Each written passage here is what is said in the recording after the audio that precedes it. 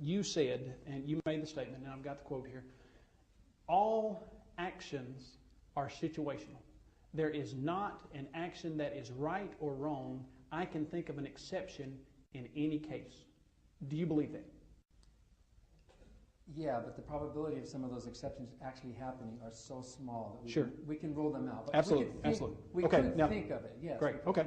So in that, you said a person came up to the mic and they said, when would rape be acceptable? And you said that exact statement. You said, well, most of them you can almost rule them out, but hypothetically, if a bunch of aliens came down and said, we're going to destroy all of humanity if you don't rape a girl, would you do that? And you said in that debate, yes, it would be morally acceptable to rape that girl to save all of humanity. Do you still believe that? It would be horrible. It would be regrettable. I would hate myself. I would probably kill myself after doing it, but I would have the courage, if that was the only option, if that were the only option, then I would go through with it. I would pity that woman. I would pity myself. But morality would require me to take the course of action that results in the least amount of harm. And those of you whose lives that I saved by doing that, you might be disgusted at what I did, but you would be alive rather than dead. So in that weird situation, which is hypothetical and extreme and would never happen, there are cases where what we think are right and wrong could be flipped around. Okay.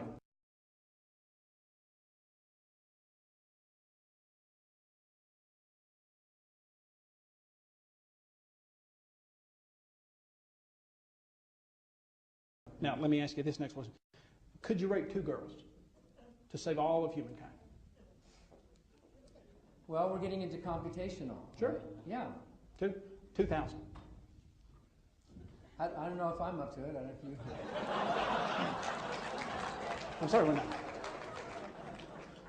And if you did notice, that's pretty appalling to make a joke about something that's the most brutal crime that humanity can think of. So, continue. It's 2 million. There are 6 billion people. Would it be permissible to rape 2 million girls? To save 6 billion? Yes. Okay. Yes, it would be. Okay. Because otherwise you've got 6 billion deaths. Are you telling me we should not do what is morally necessary to do to minimize harm?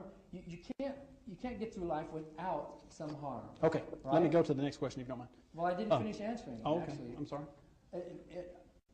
I think we all agree that it is wrong to stick a needle into a baby. That's horrible. But if that baby needs a life-saving injection, we will cause that harm. We will do that. The baby won't understand it, but we will do that because there's a greater good. So humanistic morality understands that within situations there is harm and there's a trade-off of values, and sometimes we don't live our lives in an emergency mode, but there might be an emergency situation where we might have to do something horrible and regrettable that's against our nature. Okay.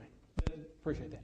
Now, you just said that it might be okay to cause some harm, and your definition of moral in the rank and debate in most of your writing, any person can be called ethical or moral who intends to act in ways that minimize harm. Now, let me ask you a question.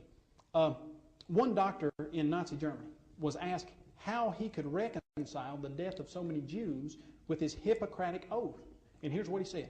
He said, when you find a diseased appendix, you remove it.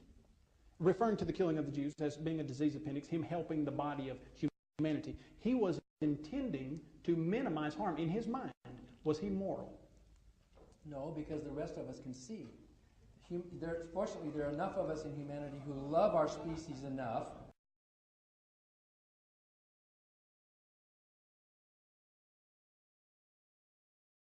Thrasymachus, the great ancient Greek philosopher, I think he hit the nail on the head. The skeptics were going around saying there's no such thing as right and wrong, and Thrasymachus said, well, then that means might is right. And it had a lot to do with Nietzsche and his supermen, the overmen, and their will to power. If there's no such thing as right and wrong, then in the end, all that's left is man's lust for power, and those who seek the power, lust for it the most, and attain a level of power will then basically force their views on everybody else. We make laws to protect ourselves from brutal people like that, and you judge a person's morality by their intended action. So he was wrong to do that because, Great, let me... If he wanted to think he was right, he could. Okay. But the rest of us know better. Okay, so let's say a person, after raping 2 million girls, you came to them and you said, how could you rape 2 million girls? And you said, well, I was doing it to save humanity. Exactly what the Nazi doctor said he was doing. And you just said he would not be moral. Well, let me go on. But I bet you would thank me if I saved your life. Not at the expense of doing something wrong, because I know that after this life, I've got somewhere much better to go.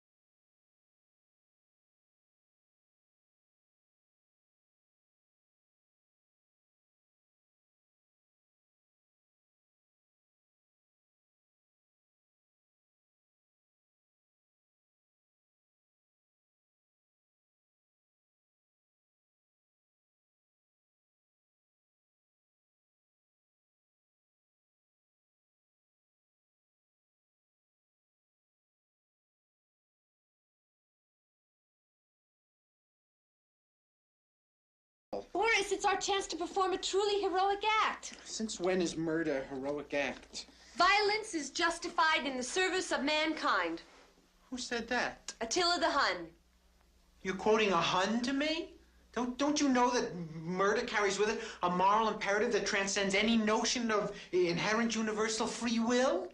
Ah, that is incredibly jejune. That's jejune? Jejune. You have the temerity to say that I'm talking to you out of jejunosity? I'm one of the most jejune people in all of the Russias. I have Ivan's old pistol. Sonia, political assassination doesn't work. Violence leads to violence. He who lives by the sword dies by the sword. Well, I'm out of cliches now. What, are you suggesting passive resistance? No, I'm suggesting active fleeing. You can't run away all your life. I know, but murder, the most foul of all crimes, and not abstract murder, shooting a rifle at an unknown enemy on the battlefield, but standing in a closed room with a live human being and pulling the trigger face to face, and a famous human being, a successful one who earns more than I do. My God, you figure Napoleon, what? He's got to be good for 10,000 francs a week. That's minimum. That's minimum. That's without tips or extras, nothing like that. And me, what am I? He's a great man. He thinks like the Superman, and I'm just a worm, an insect, some kind of crawling, disgusting, creeping little vermin. You know, you can stop me. I will when I disagree. Oh, Sonia, who are we to kill somebody? Boris, for the first time in my life, I feel free, weightless. I have an exhilarating feeling of human freedom. It's called the guillotine. Oh, look, Boris. Look, the soft golden dusk is already transmogrifying itself into the blue star-sprinkled night. Careful, because that gun may be loaded.